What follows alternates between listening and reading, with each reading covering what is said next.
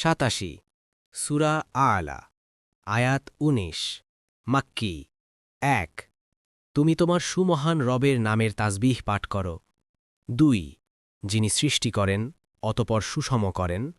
৩ যিনি নিরূপণ করেন অতপর পথ নির্দেশ দেন। ৪ আর যিনি তৃণলতা বের করেন।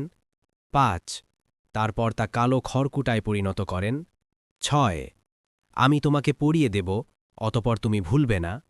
৭ আল্লাহ যা চান তা ছাড়া নিশ্চয় তিনি জানেন যা প্রকাশ্য এবং যা গোপন থাকে। ৮ আর আমি তোমাকে সহজ বিষয় সহজ করে দেব। ৯ অতপর উপদেশ দাও যদি উপদেশ ফলপ্রসূ হয়। ১০ সেই উপদেশ গ্রহণ করে যে ভয় করে। ১১ আর হতভাগাই তা এড়িয়ে যায়। ১২ যে ভয়াবহ আগুনে প্রবেশ করবে।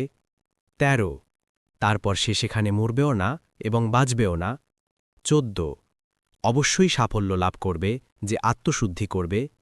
১৫ আর তার রবের নাম স্মরণ করবে অতপর সালাত আদায় করবে। ১৬ বরং তোমরা দুনিয়ার জীবনকে প্রাধান্য দিচ্ছ। ১৭ অথচ আখিরাত সর্বোত্তম ও স্থায়ী। ১৮ নিশ্চয় এটা আছে পূর্ববর্তী সহিফাসমূহে। ১৯ ইব্রাহিম ও মূসার সহিফাসমূহে।